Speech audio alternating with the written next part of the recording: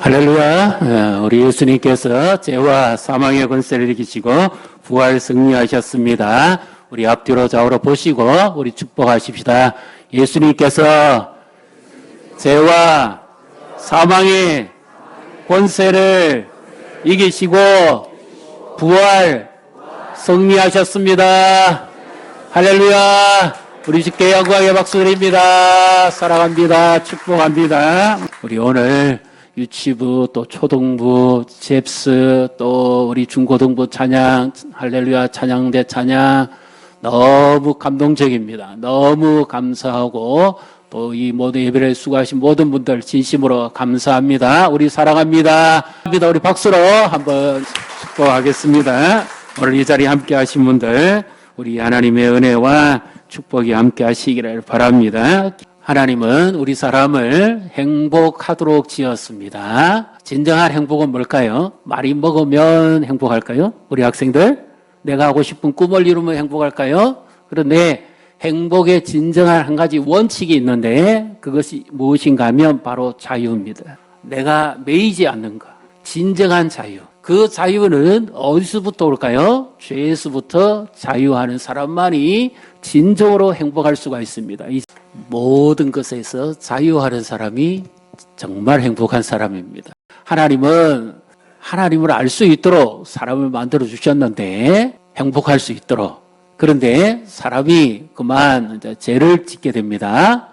죄를 지어서 하나님과의 관계에서 끊어져 버리는 겁니다. 이것을 흔히 말하는 죄의 속박이다, 타락이다 이렇게 말합니다. 사람이 아무리 많이 먹고 꿈을 꾸고 좋은 것을 많이 일을 해도 결코 마지막에 행복할 수 없는 것은 이 속박에서 자유롭지 못하기 때문입니다. 이 속박은 우리의 힘으로 끊을 수가 없어요.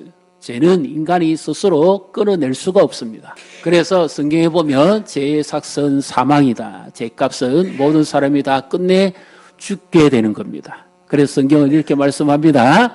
한번 태어나는 사람은 다 죽고 그 위에는 심판이 있을 것이다. 하나님 앞에 와서 심판을 받을 것이다. 그렇게 성경은 말씀하고 있습니다. 우리의 힘으로 결코 끊을 수 없는 이 죄의 속박을 우리 대신해서 끊어주신 분이 계십니다. 그래서 사람은 다 죽음에 갇히게 되는데 우리는 죄의 권세에 매이고 모든 사람은 사망의 권세에 매여서 지금 어디죠? 저 그림이 공동못입니다. 다 땅에 묻히게 됩니다. 이렇게 사람이 살고 죽고 끝나버리면 인생은 너무 허무하겠죠? 살아가면서도 서로 싸우고 다투고 형제제 간에도 욕심 부리고 또 언니 동생 간에도 서로 싸우고 다투고 살아가는 모든 순간순간이 죄가 가지고 있는 영향력은 행복하지 않게 합니다. 집안을 싸우고 죽이고 빼앗고 훔치고 거짓말하고 도둑질하고 살인하게 하고 계속해서 이런 세상이 반복됩니다. 그래서 결론은 죄의 속박에 갇혀 있는 사람은 저주를 받아서 자유롭게 살 수가 없습니다. 행복할 수가 없어요. 자, 죄는 이만큼 무섭습니다. 죄가 집에 들어오면 집안에 싸움이 일어나고 분란이 일어나고 다툼이 일어납니다. 부부간에 싸움이 벌어지고 부모 자녀 간에 다툼이 벌어지고 뉴스에서 나오는 사건이 벌어집니다. 돈 때문에 형제를 죽이고 부모를 속이고 빼앗고 이 죄가 가정에 들어오고 죄가 나라에 들어오고 죄가 세상에 들어오면 그때부터 하나님과의 관계는 끊어지고 기쁨은 사라집니다. 행복이 없어집니다. 저주가 계속됩니다. 이 상태로 계속 산다는 것은 결코 행복할 수가 없겠지요. 그래서 하나님은 이 속박에서 우리를 자유케 해주실 선물을 보내주십니다. 바로 예수님입니다. 자, 예수님이 이 땅에 왜 오셨어요? 우리를 구원하시기 위해서 예수님이 이 땅에 오셨습니다. 그 예수님이 내가 지어야 될 죄와 죄의 속박과 책임과 형벌을 예수님이 십자가에서 대신 담당해 주시고 죽으십니다. 그래서 우리를 자유케 하는 것입니다. 죄의 속박에서 죄가 없으신 하나님의 아들 예수님이 내 대신 고통을 지불해 주심으로 우리가 자유함을 얻습니다. 그래서 예수님이 자 이제 같이 읽습니다. 예수께서 이르시되 나는 부활이요 생명이니 나를 믿는 자는 죽어도 살겠고 물어 살아서 나를 믿는 자는 영원히 죽지 아니하리니 이것을 내가 믿느냐. 아멘. 25절 다시 보여주십시오. 예수님이 말씀하십니다. 나는 부활이다. 나는 생명이다. 이렇게 말씀합니다. 나는 죽은 자도 일으켜 세울 수 있는 부활이고 영원한 생명이다. 그리고 나를 믿는 자는 죽어도 땅에 묻혀도 다시 살 것이다. 이것이 우리에게 소망이 됩니다. 예수님은 우리에게 부활의 소망이 되십니다. 우리 오늘 읽었던 본문 1, 2절을 같이 읽습니다. 형제들아 내가 너희에게 전한 복음을 너희에게 알게 하노니 이는 너희가 받은 것이요 또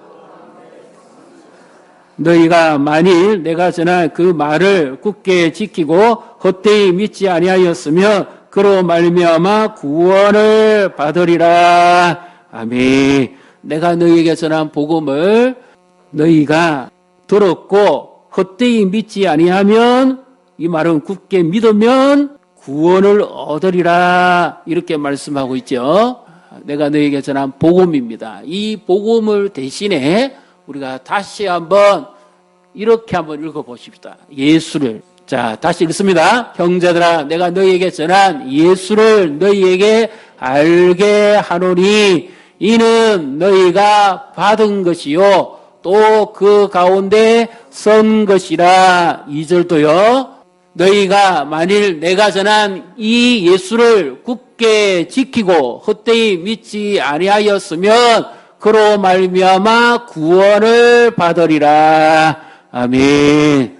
예수님은 왜 우리의 소망이 될까요? 죄의 속박에서 우리를 자유케 해주신 분이기 때문에 우리의 소망이 됩니다. 죄인들은 다 형벌을 받게 되는데 예수님이 대신 받아주셨기 때문에 우리는 자유함을 얻는 것입니다. 이 고린도 교회에 편지를 했던 이 사람은 원래는 교회를 핍박하고 그리고 예수 믿는 사람들을 옥에 잡아 넘기고 죽이는 데 앞장섰던 사람이었습니다. 사람이 열심히 있어도 좋은 것이지만 그러나 잘못된 열심은 사람을 죽이고 해하고 빼앗고 고통스럽게 하죠. 이 사람이 바로 사울입니다. 자기 이름 그대로 나는 큰 자다 이렇게 불렸던 청년인데 이 청년이 하나님에 대해서 아주 열심히 있었습니다.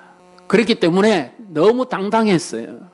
그래서 예수 믿는 사람들을 옥에 잡아 넘기고 죽이는 데까지 앞장섰고 대제사장들이 보낸 공문을 받아가지고 이제 지금의 요르단이 시작으로 가는 거기까지 가서 예수 믿는 사람들을 잡아 넘기기 위해서 가다가 낮 12시쯤 되어서 해보다도 더 밝은 빛으로 비치는 예수님을 만납니다. 부활하신 예수님을.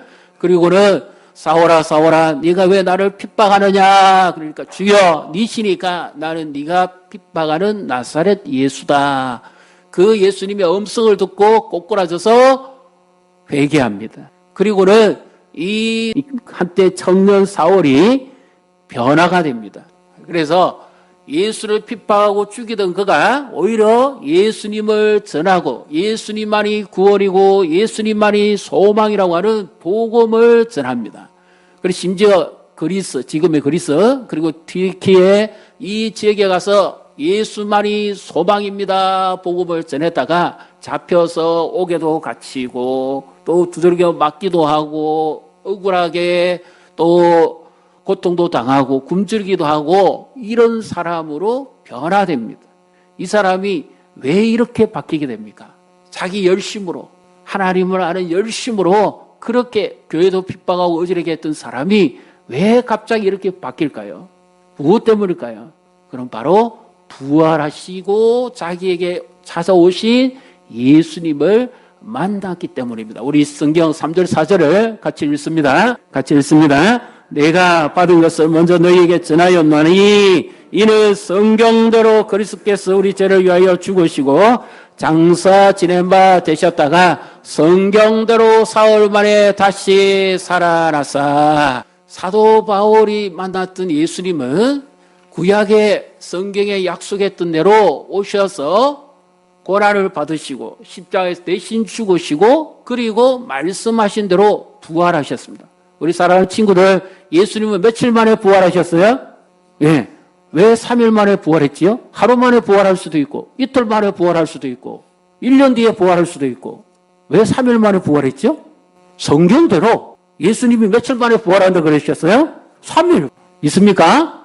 예수님이 말씀하신 대로 그래서 예수님은 성경대로 사흘 만에 다시 살아나서 부활하셔서 그 모습을 보여주십니다.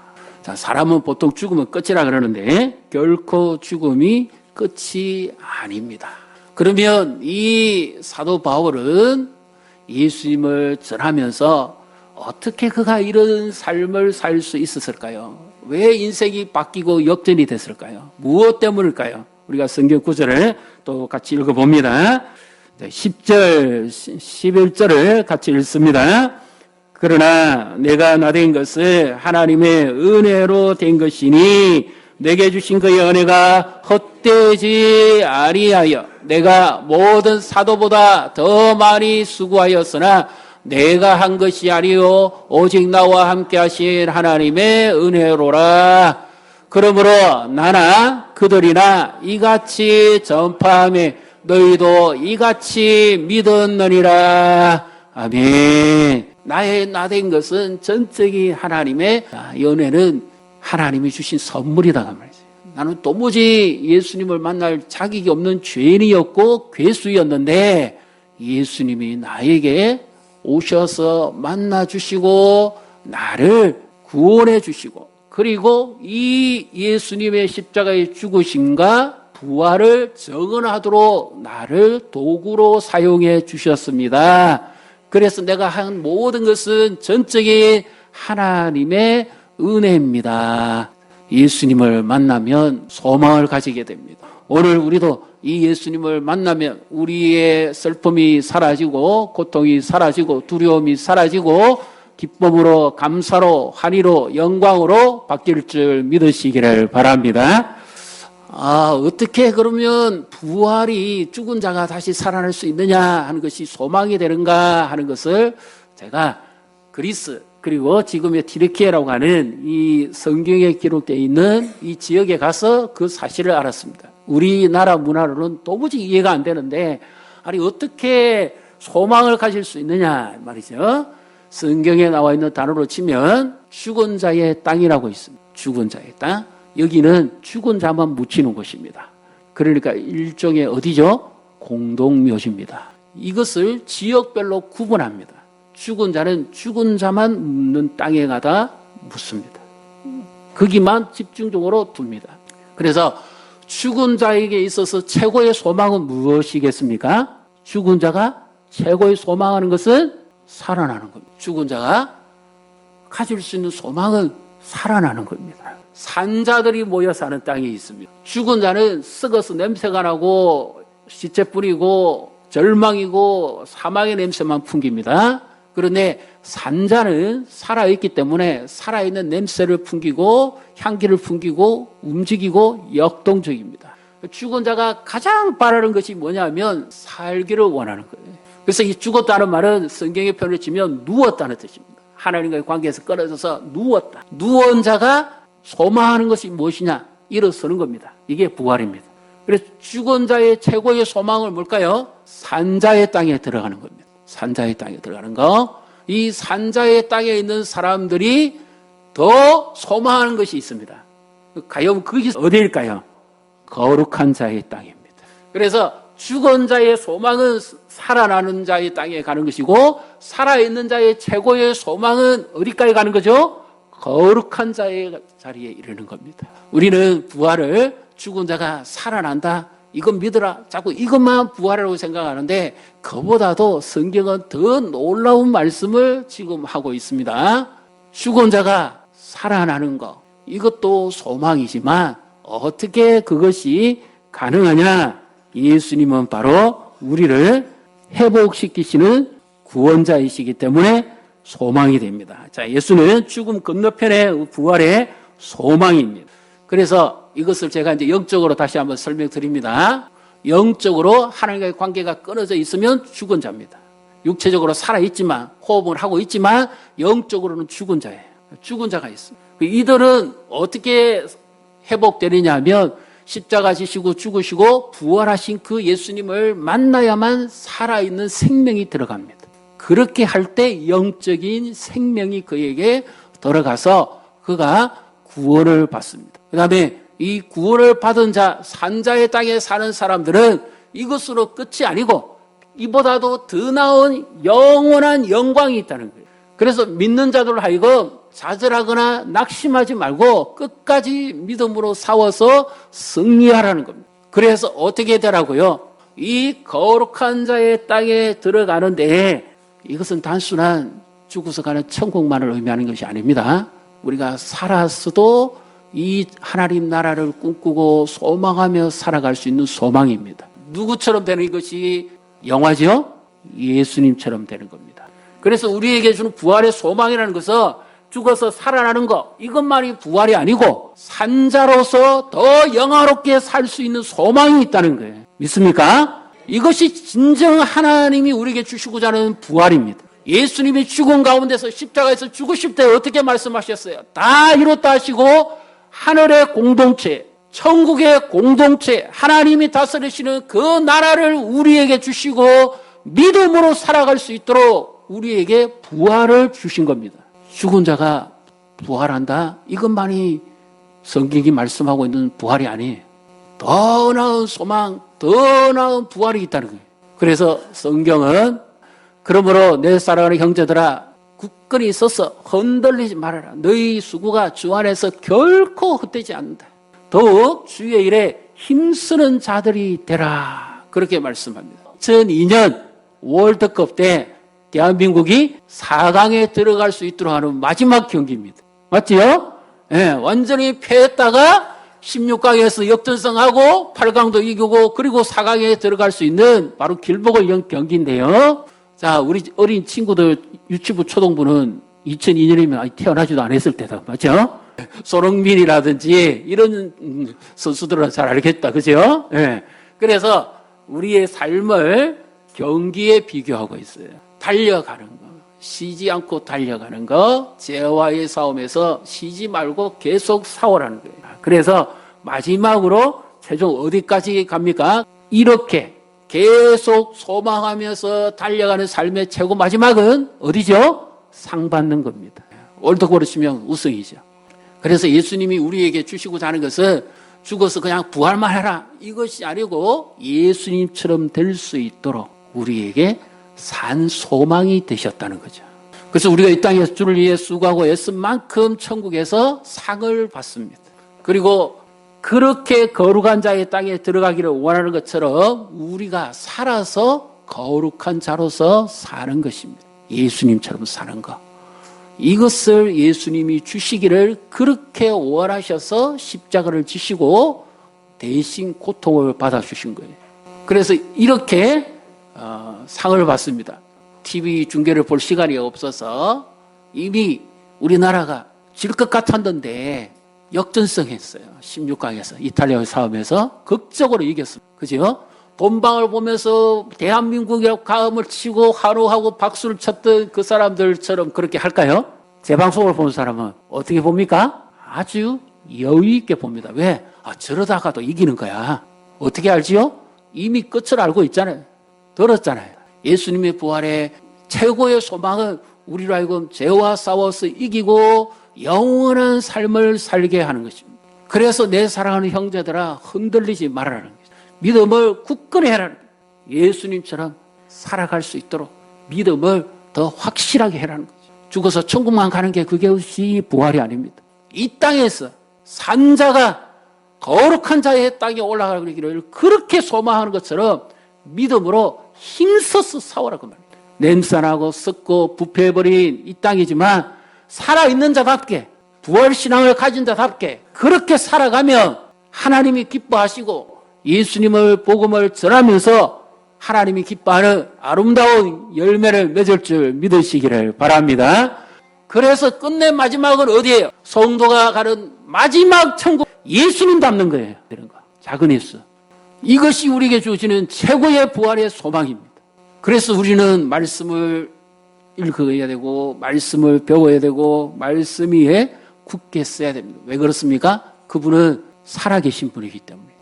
예수님을 만나면 누구든지 인생이 바뀝니다. 7 귀신 들려서 인생의 참된 의미도 모르게 살아갔던 막달라에 사는 마리아라는 여인이 있습니다. 이 사람이 그렇게 인생을 낭비하고 엉망진창으로 살다가도 예수님을 만나서 구원받고 그 사람은 변화되었습니다. 성경에도 기록될 만큼 하나님이 기뻐하시는 아름다운 삶을 살았습니다. 그래서 예수님은 오늘도 우리에게 인생 역전을 주시는 분인 줄 믿으시기를 바랍니다. 우리 옆에 보시고 축복하십시다. 예수님은 우리에게 역전을 주십니다. 절망에서 기쁨으로 부활시켜 주십니다. 예수님을 만나면 우리의 눈물의 의미가 달라집니다. 예수님을 만나면 우리의 삶이 변합니다. 의심의 돌을 걷어내야 됩니다. 예수님이 말씀하신 대로 부활한다고 벌써 몇 번이나 말씀을 하셨잖아요. 그런데도 부활하신 예수님 모습을 보고는 그들이 믿지 아니했습니다. 왜 그렇습니까?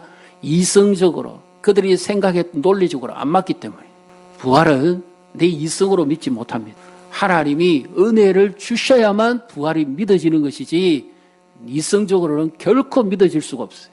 그래서 사도 바울이 그랬잖아요. 나는 도무지 예수님 만날 자격도 없고 이렇게 예수님을 위해 살 자격도 없지만 그분이 은혜로 내게 주셔서 내가 이렇게 큰 구원을 받았고 부활의 삶을 살아가고 있다고 자신의 삶을 통해서 증언하고 있잖아요. 부활의 예수님을 만나면 고통에서 환희로 바뀝니다. 어떤 고통과 어떤 아픔에 처해 있습니까? 이 예수님을 확실히 믿고 끝까지 따라가면 예수님은 반드시 우리의 인생의 고통을 몰아내고 진정한 환희와 즐거움으로 우리를 변화시키는 소망을 주신다는 사실을 믿으시기를 바랍니다.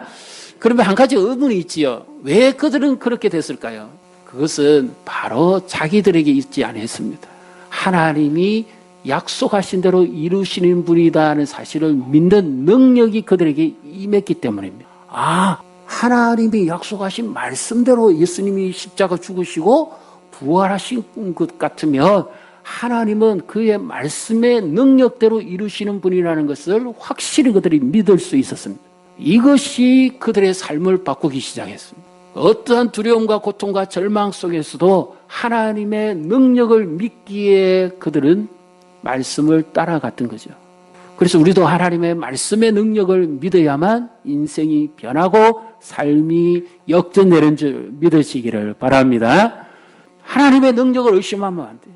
그 말씀 속에서 살아가는 것, 이것이 진정한 우리가 날마다 부활을 체험하며 살아가는 삶입니다.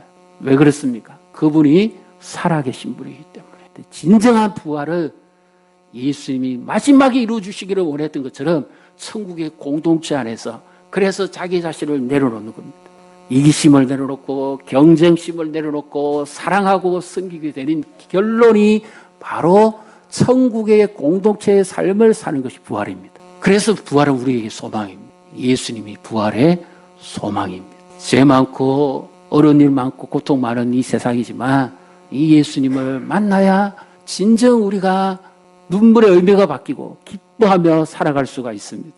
예수님은 바로 부활에 우리에게 이것을 선물로 주시기를 원하는 겁니다. 그래서 교회가 축복의 통로입니다. 이 부활의 소망의 공동체를 주님이 교회를 통해서 이루어 가십니다.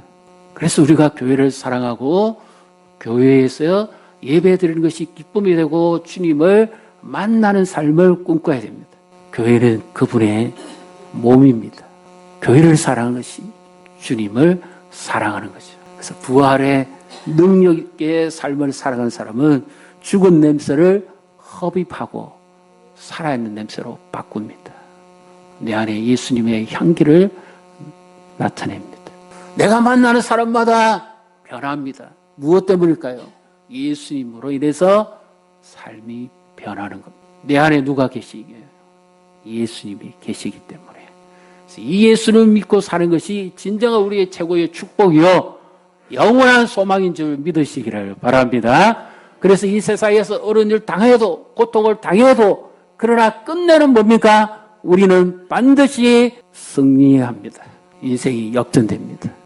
믿음에 굳게 서서 흔들리지 마시고 주일에 충성하는 우리 모두가 되시기를 주님의 이름으로 축복합니다.